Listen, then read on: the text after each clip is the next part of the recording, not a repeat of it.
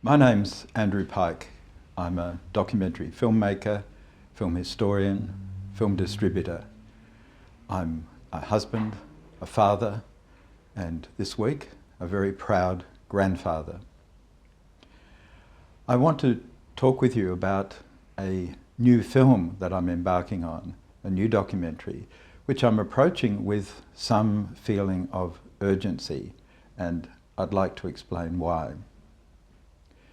3 years ago, I had open heart surgery. I had a triple bypass. Those of you who know about this surgery will agree with me that open heart surgery is one of the great achievements of modern medical science. The technology involved is extraordinarily complex and sophisticated, and the skills required by the cardiac surgeon and his team are simply amazing. But my film is not so much going to be about surgery as it will be about the after effects.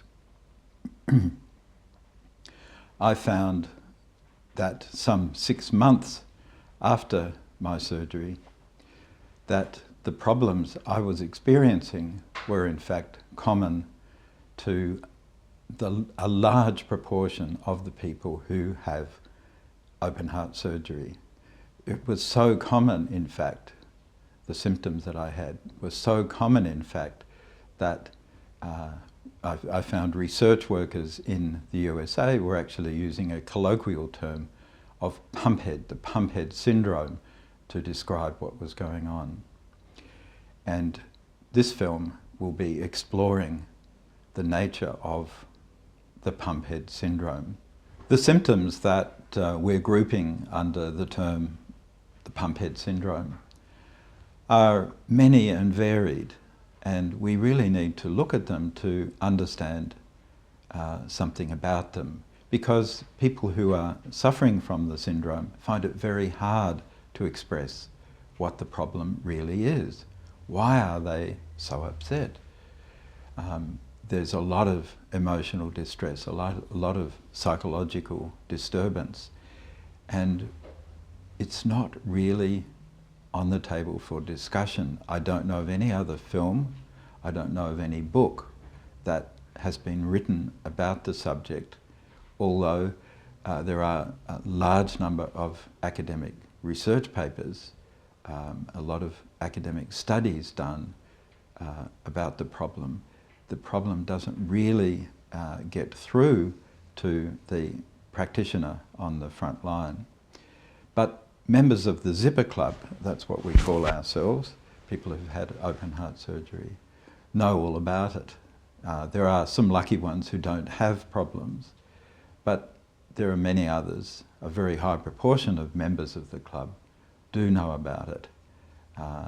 And the anecdotes abound about Uncle Joe, who just isn't the same anymore after his surgery, or Aunt Mabel, who gave up all her community work to just sit at home.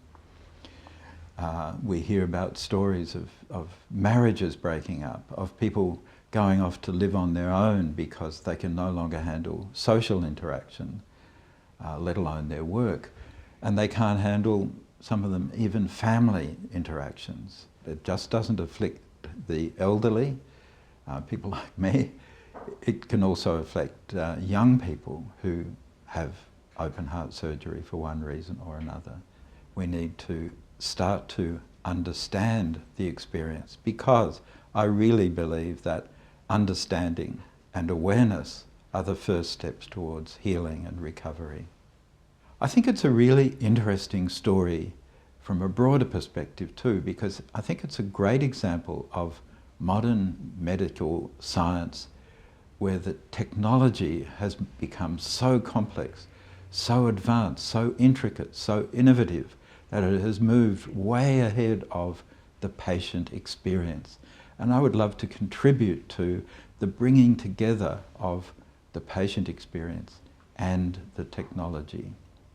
I don't want to put anyone off from having the surgery. It is extraordinary and it does save lives. hundreds and hundreds of thousands of them every year. But I really would love to have a situation where the patient who has the surgery can emerge feeling really grateful for the new life that has been given.